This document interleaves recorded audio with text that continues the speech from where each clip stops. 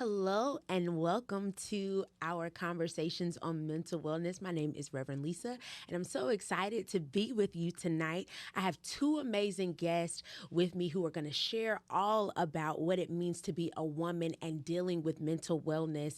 Before I get into introducing them, I invite you to comment, like, share, subscribe, engage. We want to let the entire world know how we as a Black church are helping to destigmatize mental wellness in the Black community. So I'm going to jump into our introductions. I'm so excited to have Dr. Gina Hudnall with me. And so I'm going to allow her to introduce herself. Thank you so much for having me. It's a pleasure to be here. I'm Dr. Gina Hudnall. I'm the owner and operator of Total Wellness Assessment and Counseling Center, where we treat the lifespan starting from the age of 2 to 96. We are 17 licensed clinicians who treat anything from emotional wellness to depression to anxiety. And we can be located at www.totalwellnesscounseling.com. Wonderful. And I have my friend, my sister girl, Miss LaKeesha Carroll, and she's going to tell you a little bit more about herself too. Thank you so much for inviting me. My name is LaKeesha Carroll. I am a licensed professional counselor. I'm the owner of Let's Chat About Winning, where I specialize in working with people that are on the autism spectrum, and I work with individuals with intellectual disabilities. Wonderful. So I think this is going to be a really rich and necessary conversation. So I want to jump right into it. How do you navigate the tension between faith and therapy, especially for women of faith, Black women who might feel guilt or shame about needing assistance or help beyond prayer? I feel that it's a mindset, because I definitely struggle with this myself. And I felt like as soon as I was able to shift my mindset of thinking that faith and therapy go together, right? Because, you know, the Bible tells us faith without works is dead, right? So the therapy is your work part. Yeah. That's your inner work. So you have to be able to do that and allow God to use therapy as a tool for your healing.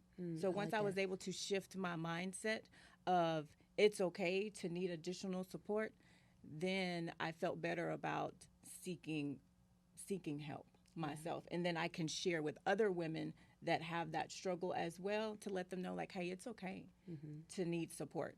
Like when you have a headache, do you take medicine? You absolutely do. Yeah. Right? So if you have emotional struggles and mental struggles, then you go see someone who can support you in that area too. It's just the same thing. Yeah, I love that. Dr. Gina. Amazing. Yeah. I think I help normalize Yeah. the fact that a struggle is a struggle, right? We have always been told, we'll pray about it. We'll pray about it. We'll pray about it. Well, we are praying, but that does not mean that there's something defective about your prayer. That just means that in addition to prayer, there may be some other help that you may need. Yeah. And just like your example of if you have a headache, you take an aspirin. I always tell people, God made the Bible and he also made therapists. Amen. He made no mistakes. So we can use the Bible, but we can also use our therapist. And your therapist can even use the Bible with you. Yeah. Yes. So there's not one or the other, it's both. And just normalizing that help comes in a variety of ways. Yeah. While you're praying, someone else can be working with the mental health piece, and you can even be praying in therapy together if that's what you so choose. Yeah. But it's not one or the other. It's not the chicken or the egg. It's both. It's definitely both, and I can consider my own journey as an ordained minister and realizing the need for something beyond prayer. Like you, to your point, LaKeesha, the part about faith and works, and the work is my inner work and my responsibility to steward the person that God has entrusted to me, which is myself. I have to be a good steward of my own self and guard my own heart, and that requires tools, and you get those tools in therapy. So I think it's definitely necessary to merge the two and let it be the both and that God intended it for it to be. So what are some of the misconceptions that women in church and in our communities have and carry about what it means to be strong? We know the trope about being the strong Black woman.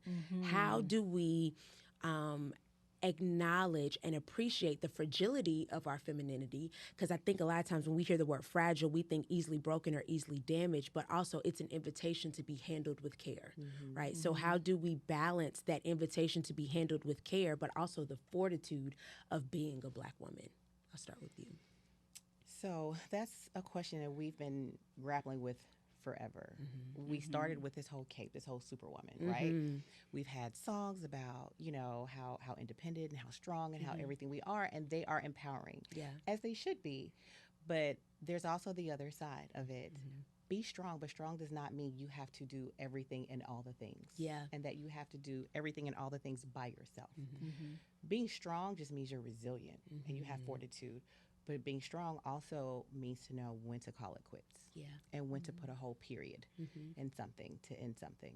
And so in the church, there's always this this feeling of, I need to always turn the other cheek. I need to always forgive. I need to keep pushing. I need to keep going despite, right, what I am receiving, despite if I don't have the support I need, despite having all of the things that I truly, truly need to be a whole effective person. I'm still supposed to smile and endure and stay and keep doing the things that are not serving me and the things that are actually diminishing my mental health.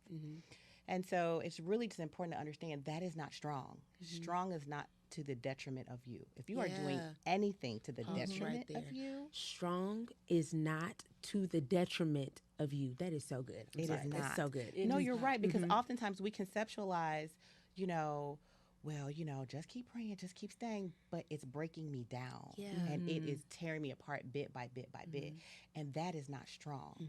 Strong means knowing when to do something else and when to pivot. So really in the church, understanding that, yes, strong means fortitude, but strong does not mean to the detriment of you that you endure all things. Strong means you get support and you get help when you need it, before you get to the place where you are completely depleted and have no hope and nothing else to give, before you get to that place. Strong is knowing when to bring resources in before you get there. I love it. I love it. My grandmother used to say to me, she said, if holding them down is holding you up, then you need to loose your hold of the thing. Amen. And you just up. That's so good. That's so good.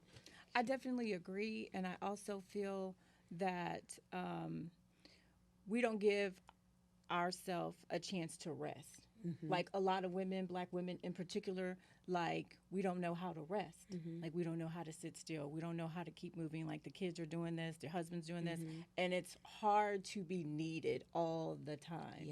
Right? And then you feel guilty about, okay, well, mommy just need 5 minutes. And you're like, no, I don't need 5 minutes. What kind of mother am I needs 5 minutes? And then you play this thing over and over in your head. But you have to understand that you can't pour from an empty cup. Right? So it is okay for you to take a step back and know your limits. That's part of being aware. Like you have to know your strengths and your weaknesses. And you have to know, okay, I'm at to the point to where this is not going to be effective for me or anyone else. And I think that's hard in the church, because I think we were brought up thinking, okay, we serve, we endure, and then there's no rest. And it's just not healthy. And I think if we can come out of that and know that being vulnerable is like the best thing for yourself, and like true surrender.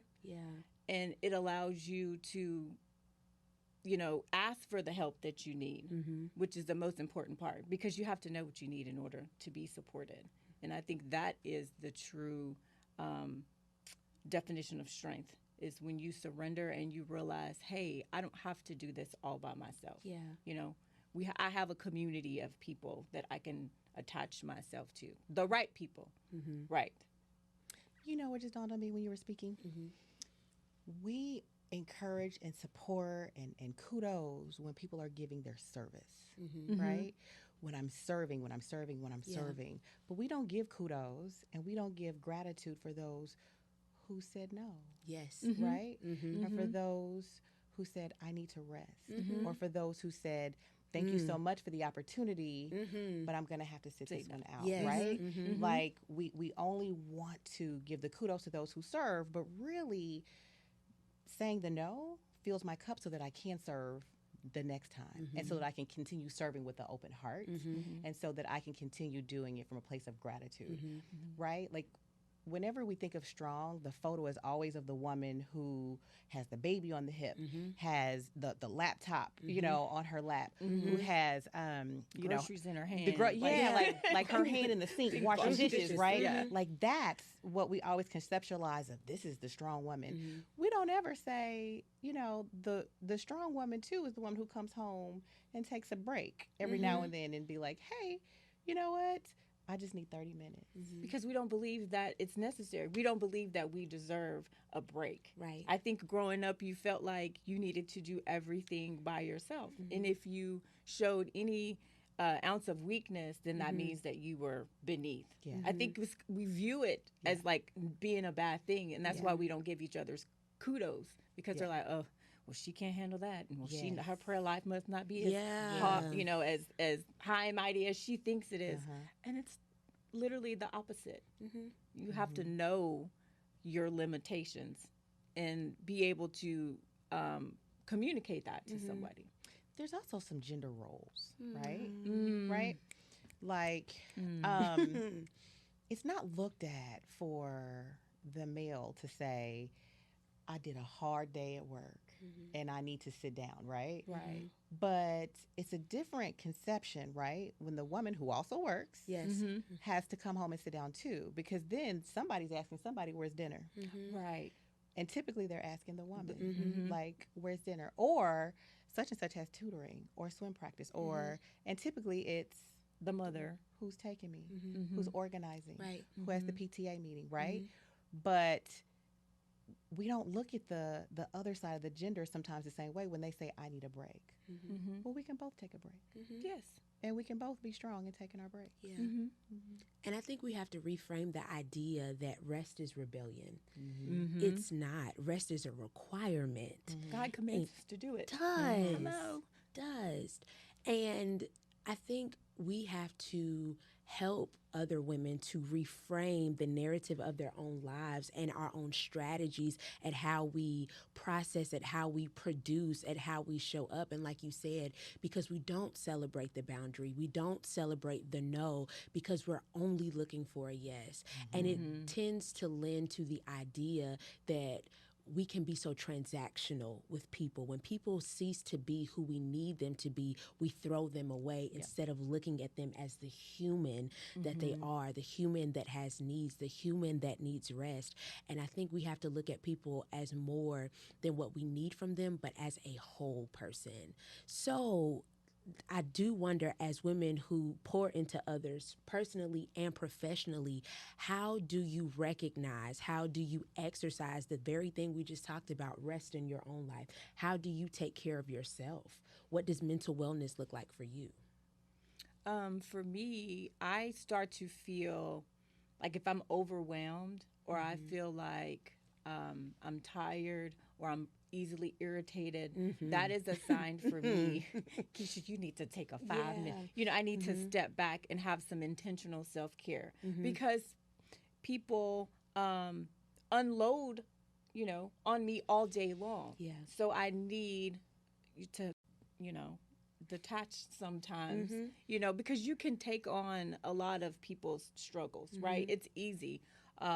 So I find myself when I'm able to kind of take a step back, I get irritable. I get a little hangry at times, have some of those same Hangry symptoms. is a real thing. It is, Is that Jesus. It diagnosed? is. It is. Okay. It's coming. It is. Should be. And then a big one for me is compassion fatigue. Like I start to disconnect from people that I enjoy being around, and then like when they're talking to me about things, I find myself like, girl, if you don't get your life. And usually I wouldn't do that. I would be the friend who's like, come on, girl, let's talk about it. And so I know that I am extremely overwhelmed at that point, and I need to reset. And so I love to read. So I, read a good book, or I'll go for a walk. I'll work out. I love to work out. Working out has saved me. Thank you, Jesus. Listen, you don't even know. You don't even know. Working out has literally saved me and others. Too. Others. That's a real thing. Amen. It is. So that's when I know. Like when I feel different about myself and the people that I'm working with or interacting with, like it's like, okay, Keisha, I need to take a break. Yeah. And I wish retail therapy was covered by your insurance. Because That would be Okay. great. It would be. it would Yeah. be. That would be great. I know when I'm getting to a place where I'm getting over it, when I'm tired of making decisions. Oh, Jesus, fix it. Yes. Because, okay. I spend the majority of my day Yes. making decisions I don't for wanna answer. myself, for others, for Nothing family, else. for company, like decisions. And there will always be a lot of decisions. And when I find myself to the place and I'm just like, figure it out. Like, and I really promote people to solve their own problems in a healthy way anyway. I have a rule of, before you ask me, I'm going to ask you, what 2 things did you try? Yeah. And then I will jump in. But if you give me that look, then I'm just like, well, I tell you what, I'm sure there's 2 things you can try before you resort to me. Yeah.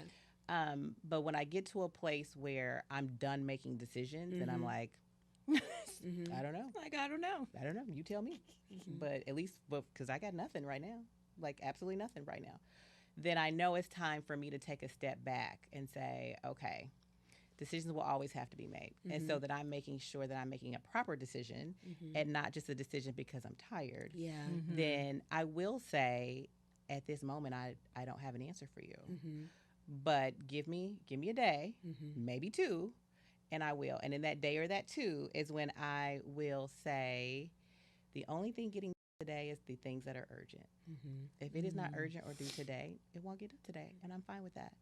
I too love exercise, but I love exercising outdoors.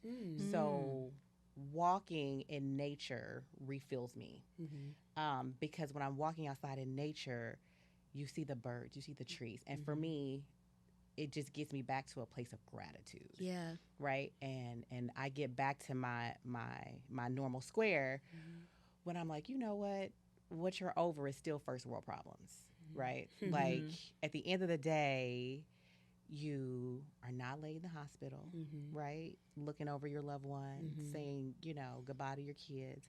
There are so many other things right now that it could be. So be grateful. Like, get back to a place of gratitude. Get back to a place of getting things off of your plate that you can. And then let's reset and reboot. Yeah. But sometimes that means, because I do hear life all day, that may mean I'm going to sit here and I'm going to binge watch the most mindless show. Yes. Yeah. Because it's going to make me laugh. And that's what everybody needs. Like, you get to that place where whatever it is to make you laugh and to get you back into a place of gratitude, because struggle and gratitude doesn't exist at the same time. You got to choose one or the other. Unpack so, because when we're overwhelmed with problems, right? Yeah. We're overwhelmed with, this isn't right, that's not going right, I need to do this, I need to do that. Who's ever overwhelmed with gratitude? Like, who's ever like, I got so much gratitude that is making me anxious, right? You're not. But when you get to a place where you're just like, let's shut the world off and let's say, you know what? At the end of the day, Lord, you chose me to even wake up to have this problem today, because everybody didn't even get that basic of a blessing to deal with this problem today. So let me start from that place of gratitude, that I was one of the people that you chose to even wake up. And then I'm one of the people that you still chose to have feet that can walk. Yeah. Right? And when you start to get back in that place, the other stuff just kind of starts to, it's still there, but it doesn't overwhelm you as much. Yeah. I like it. So I'm hearing pouring back into yourself looks like mental wellness. So being intentionally grateful, practicing mindfulness, and being considerate of what God is doing in our lives. And I think that's necessary. But then also exercise. That's a thing. It is. Like, it's necessary. It is. And to add what Dr. Gina said, I also, when I feel like I'm overwhelmed, I tend to write the things that I'm overwhelmed about. Like, I'm stressed out about this, just to get it out. Yeah. And then I go back and, I don't know if I gain a few pounds. Like, hey, at least I am still able to work out. I have the ability to work out, right? Or my kids are getting on my nerves. At least I'm blessed to have children. Yeah. Like, I go to the opposite, and it brings me back to gratefulness, even in the midst of the chaos. Yeah. And it's an intentional act, is what I keep hearing. You have to be intentional about Absolutely. your wellness, intentional about rehearsing the goodness of God and keeping God's kindness in the forefront of your mind. And I know as women, we are often defined by all of our roles: mother, wife, therapist, PhD, owner, CEO, operator, minister, sister, granddaughter, all the things. How do you intentionally ensure that your identity is not only wrapped in those things? Because to your point, when you were talking about how people pull on you and then the frequency with making decisions, how do you not allow yourself to be overwhelmed by the roles and simply deal with you as a person? Because I think that's something that a lot of women struggle with. I have to show up for everybody else, but how am I just showing up for me? How do I continue to show up for myself? How do I actually set those boundaries that y'all were talking about? I've learned to say no, because no is a complete sentence, right? And it's hard to set boundaries, especially with your family, if they are used to you doing a certain thing, right? But I had to also understand that if it's going to bring me harm to help you, then I'm not going to be able to do that. And I had to learn that for myself. I had to go through those experiences to realize the endurance with no rest and thinking that I could do it alone. I had to go through that and learn those things so I can set those boundaries. Right. So when I do show up at, birthday parties or gathering, I'm not showing up as a therapist. I'm not your therapist. Okay. It's just me, Keisha, unless you want me to bill you. Right. Well, hey, let church say amen. So I have to intentionally leave that behind and let them know, like, when they do come, and I'm not saying that I don't ask questions or people don't bounce things off of me, but it's not a routine thing. Like, you have to be able to set boundaries. Because if you don't, I've learned that people will do anything to you if you allow them to do it. So you have to have firm boundaries. Some roles are given. You don't get to ask for them. Right? I didn't get to ask to be a daughter. Right? Some roles are chosen. I chose to be a mother. I chose to be a wife. One thing I do before I accept any role that's not naturally given to me because of just birth, then I ask God, is this what you want me to do? Right? And then, because there are things you can do because you can do them, but is this what you want me to do? Should I be doing this? And so I always ask God, okay, what do you want me to do? Or is this even what you want me to do? And then I ask him, what do you want me to do in this role? Because if you put me here, you put me here for a reason. And so I don't take lightly any role that I'm in, because I'm here in this role for a reason. And I'm here to do whatever it is God needs me to do in this role. And so I give my best to every role, because it's a blessing that I'm in every role. But I understand that sometimes I show up as Gina, but I end up having a conversation as Dr. Hudnall. Off to the side. And I get it. I get it. It happens. And I get it, right? It happens, and it's what you need that moment. And I'm here for that moment. And this is what God wants me to do for you in that moment. No problem whatsoever. The people that are around me, right, know that I have no problem setting boundaries. Love boundaries. Absolutely. Everybody for boundaries. loves boundaries, though. Live for boundaries. Me too. Because that's how I keep showing up in the roles, by being very clear what I can do and what I can't do in this moment.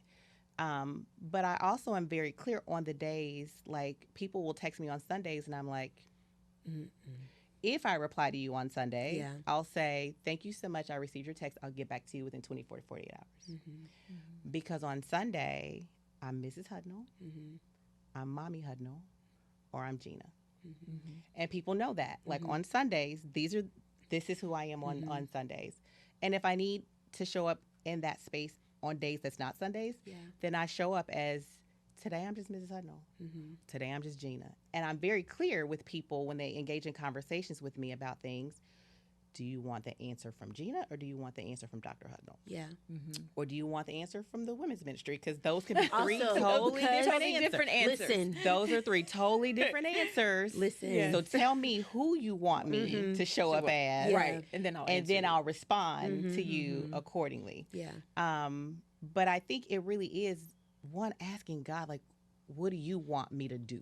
What do you want me to give? And sometimes God tells you, don't say anything. Amen. He does. Don't say anything. And so many times you not saying anything, people will figure out that, they'll figure it out even in the conversation with you. You're just like, okay, all right, well. Sounds good. Sounds great. And sounds sometimes great. they just need you to talk it, great. like they just need to get it out. And they may not even need you to respond at that moment. And they may need you just to help them get through it. And they're like, oh, I just figured that out on my own.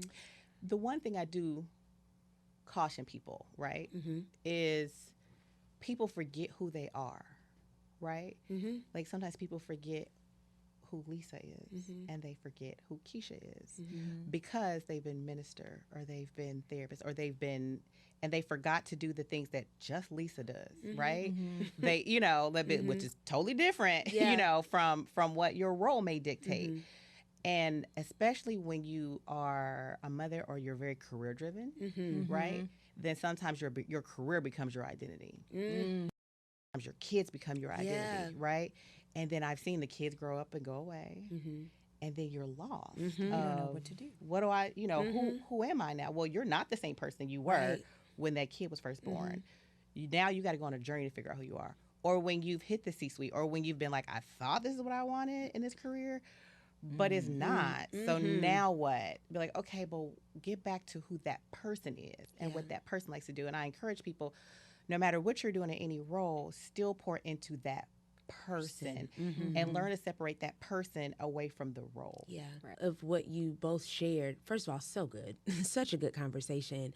I think one of the things that I'm hearing and realizing is our lack of agency for ourselves. We don't speak up for ourselves because it's like almost as if we feel like people have to give us permission to just be, not to just do, not to just fulfill. And women were created as an answer. It's not good for men to be alone. Oh, let's make a woman. And here we are. And we've been an answer ever since. But I think sometimes we can become so addicted to solving the problem and being the answer and addicted to being needed that we forget how to just be.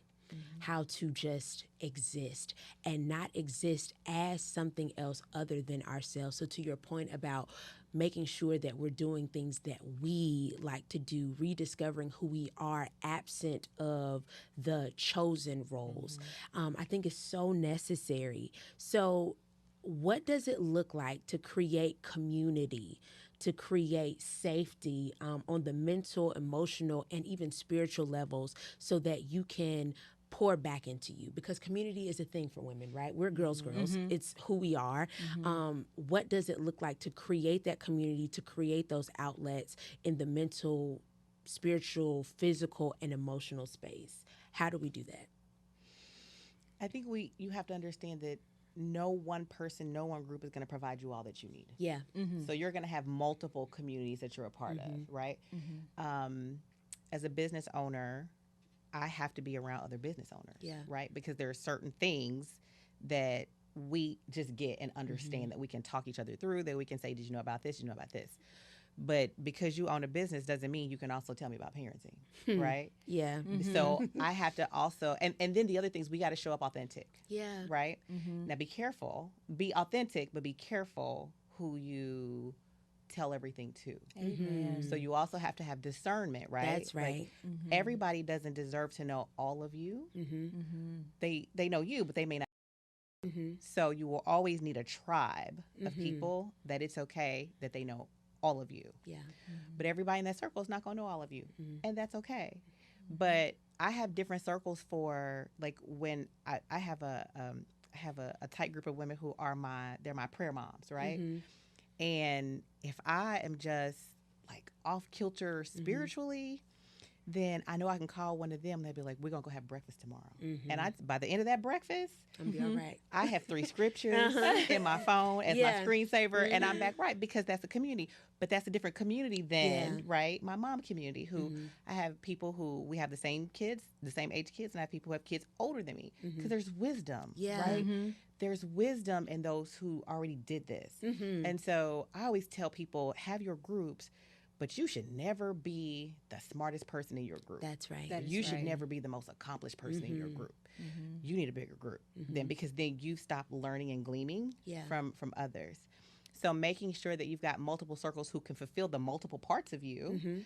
and then making sure it's a diverse circle where you can still learn Yeah. from that circle. Mhm.